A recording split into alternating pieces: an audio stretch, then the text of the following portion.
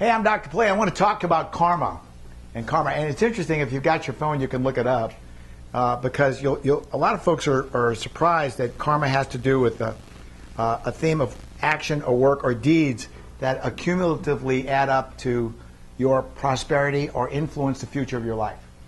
Karma. Those things that accumulatively you have experienced in life that singularly or in combination have to do with your destiny. Karma. You know, you guys earlier watched something on positive motivation. And when I talked about positive motivation, I was talking about how, your brain is an electrical device, and as such, it can have energy that drives you, motivates you to ambitious achievements. Likewise, if you're one of these negative people and you allow yourself to sink into those ideas that your past failures are in fact so dominant in your life that the sum total of who you are and what you do means nothing, that's what we get. It's called depression. The opposite, if you will, of motivation. Depression, hopelessness. I'm not going anywhere. But think about karma. If karma is in fact the accumulation of all those energies across your life that have a little bit to do with dictating where you are in the future, where you're going in the future, karma. Well, your karma can start changing today. Yeah, I can understand how the notion that it looks in the rearview mirror, that the sum total of all your energies is the accumulation of all those things that you drag along with you. You heard me use the word baggage. Baggage. Sometimes when people reflectively look at all the things that have occurred in their life, it's easy to look at those failures in life as being, wow, that's something that happened to me that was painful, but from that I developed wisdom. What is wisdom? Taking a situation and from it picking an end result that's the best of all of them. And you find the more experiences in life you have, the more wisdom you accumulate. The ability to make better decisions, wisdom, karma. As you're exposed to those things in life that in effect have been dead ends, there have been those bad decisions that you've made, but wisdom, I'm not going to do that. I'm not going to go down that path again. Positive mental energy and karma. So if it's true that you're always accumulating within yourself, within your experiences, within your friends, that those accumulations of energies that are positive add to your karma. Now, you've also heard me say this, and this is a very personal statement, but are you a human doing or a human being? Are you human doing versus human being? You've also heard me, if you will, I gave you some slides just a few minutes ago that talked about men like to be validated for what they do. It's a study I spoke of. And women like to be validated for how they feel. Now connect that, are you a human doing versus human being? I work with men. And when I work with men, I'll tell you, a lot of the guys I talk to, when I ask you, how was your week? They said, oh my God, I got so much accomplished. I really did good this week. I got a lot done. But you'll be surprised at how many of them work 60-hour weeks and really feel good about what they did. It was a long week. I worked Saturday, worked late nights. Can't wait till tomorrow, Sunday, my day off. Get to be with my family. And when I ask, how are you going to be with your family? What's that about? Oh, we're going to go to the beach. You're going to go to the beach? Yeah, we're going to enjoy the sunset and enjoy that kind of stuff. Bring a case of beer, some soda, whatever, enjoy it. But it's always about doing. The idea about, well, your partner that could potentially leave you one day may very well leave you because it's not that you were gone all week or that you worked Saturday, but when we're together, you're so caught up in the things we do and not the experience of being together. Human being. Karma. And people sense your karma, your positive energy. I told you earlier that I have someone that every time they call me, it just seemed like it's another awful, fatalistic story about something that went wrong. And that's the same person. I text them, please don't call me, don't contact me again. Thinking negative can be an addiction. Thinking negative can be an addiction. You get so caught up in negative attitudes or beliefs and you begin to feel that, oh my God, nothing around you goes right. You can actually get addicted. You have neurotransmitters that are produced. No pain, no gain. Ever hear that? And it's possible that you can put yourself into such an alarming state, such an emotionally spun up place that your body produces adrenaline. Adrenaline. And when we do this, we can get in the habit of thinking in such ways that alarm us, that create us into this, get us into this energy that truly is fake, phony, false, not real. But it can also be addictive. You know, when we talk about emotional experiences, I work with a lot of guys, they'll tell you, I try to explain there's a difference between responding to a situation and reacting to a situation. People, topics, situations. There's some people that just aren't going to like you. Now, I know you might want that to change, but I'm not sure it ever will. There's some people that just don't like you. Worst of all, there's some people that don't like you and try to piss in your swimming pool. They don't want others to like you. So I'm going to spread propaganda and bad information to those that know you directly and indirectly because I don't want them to give you a chance.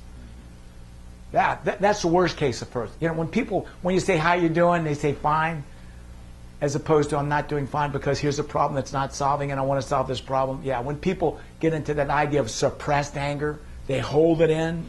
They'll talk to other people but not talk to you. Suppressed anger. My difficulty is, of course, people, topics, and situations. You know, some situations require you to be around certain people. You do okay with it, unless this topic's mentioned. We call them scorecard items, the list of things I've never forgiven you for. You were talking earlier about what happened to you last week. You know, I do fine until I replay that tape. The brain can't tell the difference between the memory of a past negative event and happening right now. So if I tell you what happened last week or last month, I relive it. It's quite possible that you're pissing in your own swimming pool. Others don't need to help you. You do it all by yourself because they didn't know the story until you told it to them. They didn't know about your awful life until you shared it with them. Think about karma. As if in fact karma can be regulated and can be increased in a positive way as you learn to look at your life as being an expression, if you will, think of a glass of water. Is your life half empty or half full? Or your relationships half empty or half full? When you leave here today, are you doing the best you can to have a day that's enjoyable to you? Are you leaving here and reminding yourself of all those awful bad experiences? Are you in fact investing, if you will, if you have talked about pissing in other people's swimming pool? Every time you invest negative energy in any relationship, anytime you invest negative energy in your own reflected memories of yourself, you're destroying your own karma. I sincerely believe that miracles happen every day. I talked a little bit before about some of the interesting things that have happened to me. Because I don't know if you guys believe in meditation, but I do. I'm a big believer in meditation. I have my half an hour a day. Carrie can tell you, everybody knows, I've got my place that I go to that's quiet. I quiet the mind. Get away from all these distractions, all this negative energy, all this, you know, it's like loud music in the background where I can't really enjoy where I am because it's too much static. I got to get rid of the static. Human doing versus human being. Then when I get rid of the static and I start to center myself on who am I and what do I want out of life, and I put that request out to that world, these are the things I'm working for. This is the prosperity I'm looking for. And when I do it religiously and I do it consistently, you'd be surprised how all of a sudden I'll run into someone who knows someone that has an answer to the very question that I've got that I haven't been able to solve so far. Karma. The idea that there is a universe out there that's outside of the one we live in that can direct us. Yeah, when you get yourself wound up in the bitch of life and all you do is work through all this craziness and all this static electricity, you really don't live your full potential. You really don't live your full potential. But if in fact you can center yourself and you can find that there is a belief system that has to do with positive energy, that as you radiate that positive energy to the world around you, you increase your odds for success. And that's all this is about. That's what karma is about.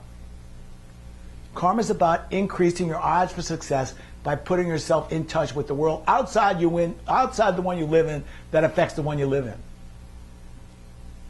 Put myself in touch with that dimension outside the one I live in to affect the one I live in. You all know what that is? There's another word for it called prayer. My mom prayed every night. She did.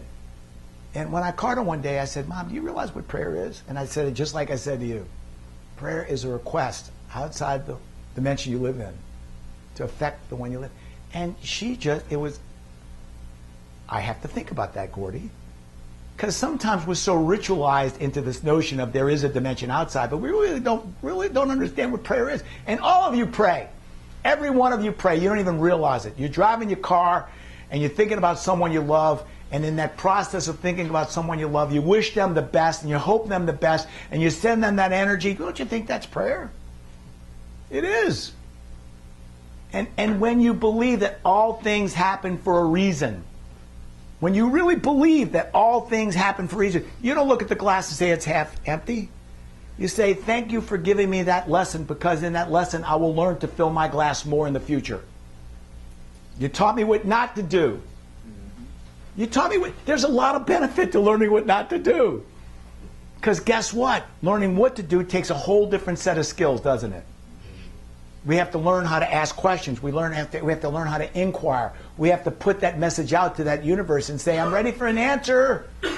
I'm ready for an answer. You know, just being ready for an answer is 9/10 of the solution. You know, I work in the business of troubled relationships. And typically when I ask a man how he's doing, all he wants to tell me is how crazy his partner is. You realize how crazy that is? You heard me say this, if you married a nut, whose fault is it? But that's not enough, is it? Because you've got to ask in your mind's eye, you've got to ask yourself this question: why was I attracted to that nutty, crazy person? What did I get out of that? Because if all the information is, today, as you look back, oh, that was crazy, could it be that you were at a time in life that you just wanted somebody to want you? Could it be a time in life when you just didn't have, for whatever it's worth, you were just a lost soul? But somebody all of a sudden tapped you in the back and you turn around and they grabbed your hand and they say, I'm not letting go. And that gave you a feeling of connection. Somebody needed you. That's one problem we have in our society. All of us tend to walk through life and we don't feel that we're needed. Our kids do, but sometimes, unfortunately, as we grow up, part of being launched when you leave home is to find within yourself your own sense of purpose. Remember, a job is what you do for an income. A career is what you do for a passion. What do you identify with? I ran into a guy last night who told me he's an electrical contractor. He's having a really hard time since he retired. He said, my whole goal was to be financially independent. And now I am here, and I'm miserable. I'm miserable because he lost his identity. He didn't realize that he was a human doing, not a human being. Kind of what I said before. If the thing you do gives you validation and a sense of purpose, then that may be good, but be careful. Because if you're identifying with actions and doing and you're not identifying with being, what is the thing that turns you on? What is the thing that you can identify with as part of your personality? What is the thing that makes you better than where you are?